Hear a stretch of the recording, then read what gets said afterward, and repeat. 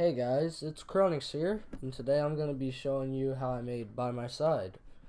So, the first thing I started off with was the sample, and this sample is Lil Albert Moving In.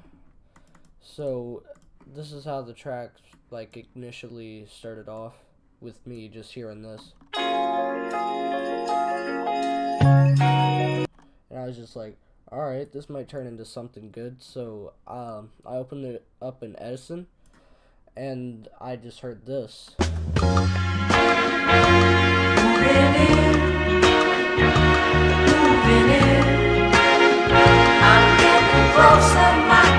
And I sampled this part right here.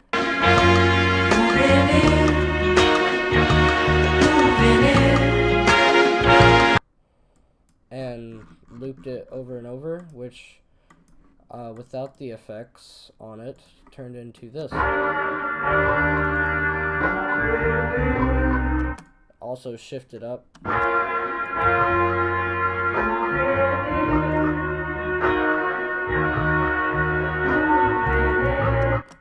Which I then shifted down 300 cents and added effects to.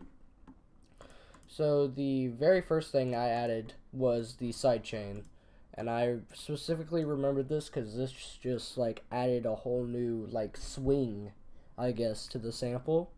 So now here it is, and actually I need to turn on all these automations.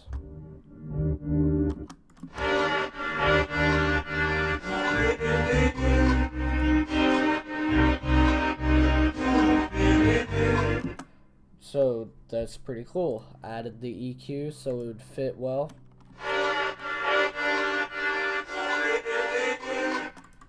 And all I did was just a 300 hertz cut, which is what I do to pretty much all my samples. Depending on the track and depending on the sample, usually I'll either go 200 or 300, but this one I went with 300. The second thing I added was a pan man, which pans it from left, right, and center, and these are the settings that I had it on.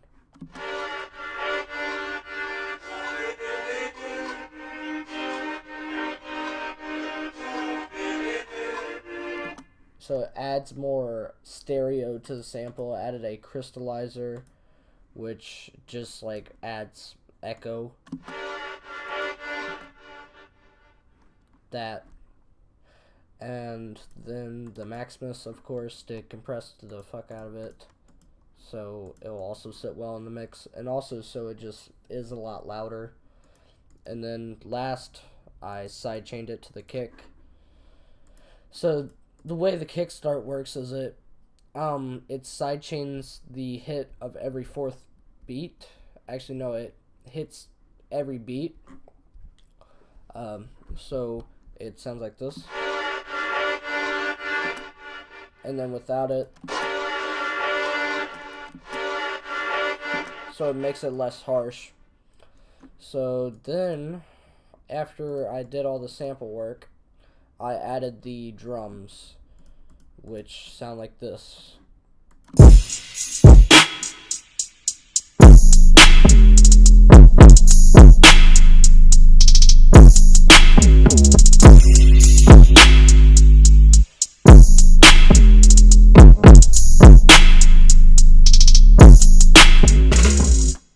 So the first thing I always start off with is my kick and 808 pattern. So just simple on key. Usually for the first bar of a loop, I'll play what's on key for the sample. So in this case it's a G sharp with the kick hitting with it. And then I usually just improvise on whatever sounds good. I use a lot of fifths in my 808 patterns, so this is a fifth, and fifths always transition very well into each other, so search those up and use fifths, because those sound really nice. Added snare, open hat, and crash, but what I really want to talk about is the hi-hat. So this is the hi-hat pattern.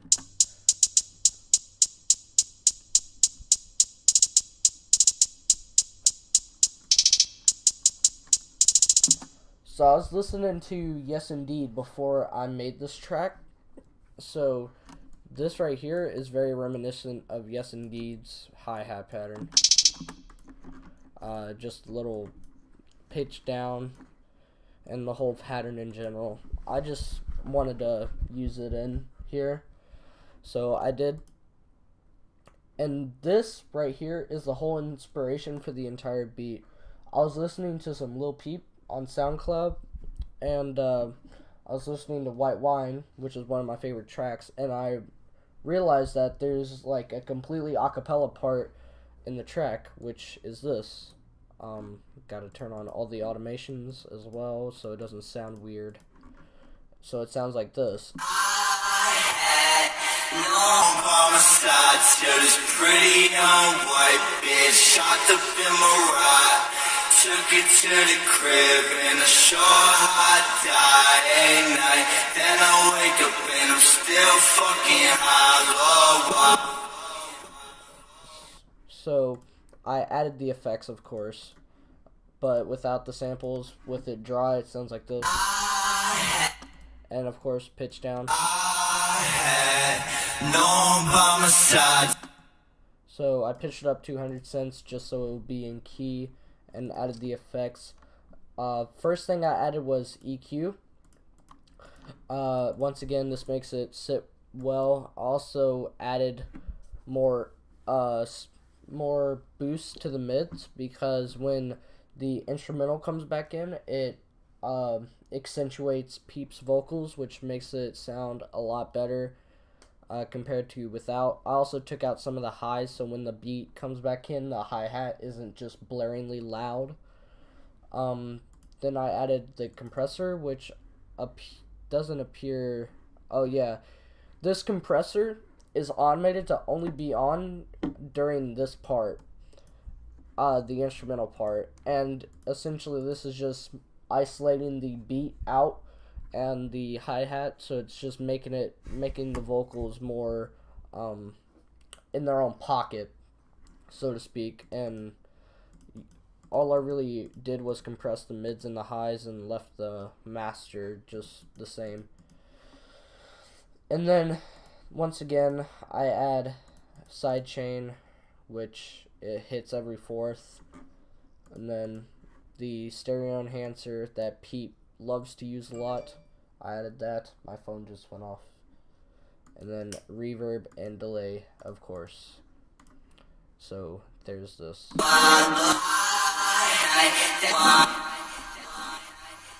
So far this is what we have. Just let me turn it back on. This is what we have so far.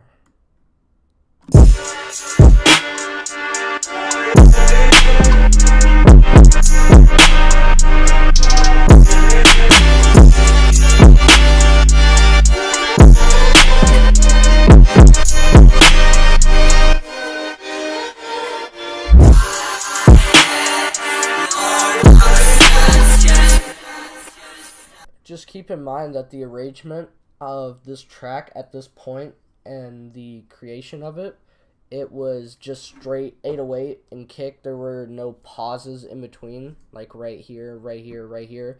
It was just straight pattern. Anyway, the beat was a little bit dry right here, so I added some like preview, as I like to call it, preview into the vocal, which is pitched down, I believe, way more, and then it's pitched down an octave relative to this, and it just sits well.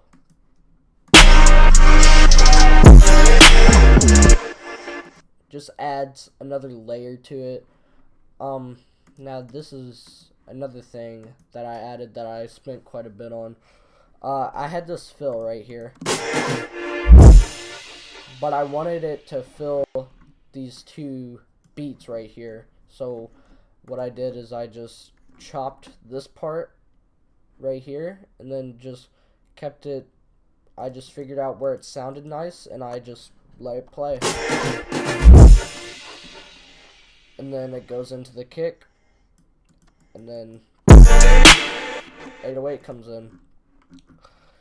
After this, you got textures. This one is Foley, I believe. And, hold on.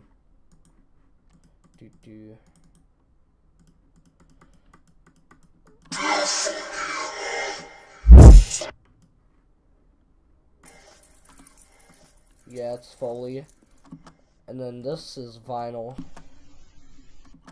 Just to add that extra bit of texture.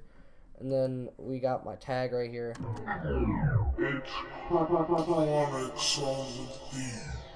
And then the other tag. And yeah. Now let's dig into the effects. On the kick, it's just an EQ. Cut out 20 hertz because it was muddy there. And I want it to sit well. Boosted 65, just a slight bit. On the 808, added some slight distortion, 20% drive, panned all the way to the right with mid and bass boost. And then snare, just EQ, make it sit well. Hi-hat has nothing, open has nothing, crash has nothing, then peeps, effects chain, which we went through, the sample effects chain. And then fills, just EQ. I like to keep my stuff very dry, except for samples and 808s. That's kind of where I go all out on effects chains. But usually I just EQ stuff if need be. If it doesn't need to be EQ'd, no effects are on it. And I automated the final volume to come out over here. That's this automation clip. Automated the filter to open up the beat.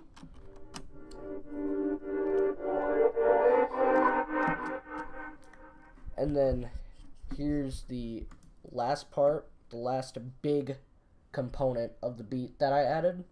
On the master, there is these reverbs, and one of them is, I think both of these contribute to it, but I believe this one is the one that's automated. I need to check. Yes, this one's the one that is automated. So this is like kind of a room effect. I added it like right here to make it sound big and then fade out. Also added it right before the vocals.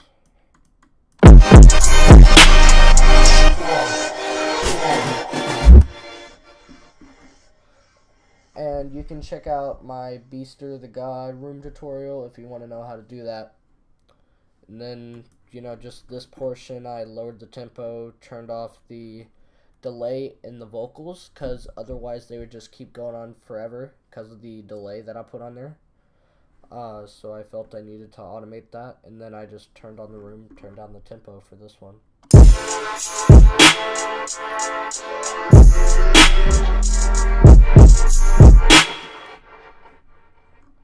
To just like slow it down, give a good outro. And then this is kind of like my secret. I rendered my beat out, right? So I'm gonna go ahead and put this on my desktop. So while it renders out, I'm going to explain this. Essentially what I'm doing is I'm rendering out the final product, and I'm lowering the tempo. I'm putting it back into FL Studio, and then I'm lowering the tempo of it. So for this track, I lowered the tempo by 10. So I believe the original tempo was 106. And then you right click this, project tempo, and then make sure it's on resample, and I just turned it down 10 BPM. Actually, I put it on 100, and then I just slow it down a little bit, makes it slower, but it also changes the pitch, and sometimes it makes it sound better, in my opinion.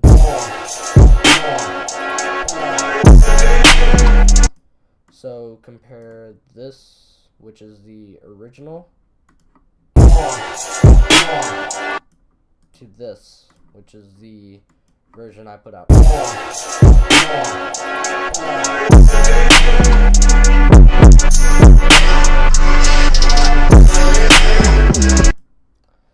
that's how I made By My Side.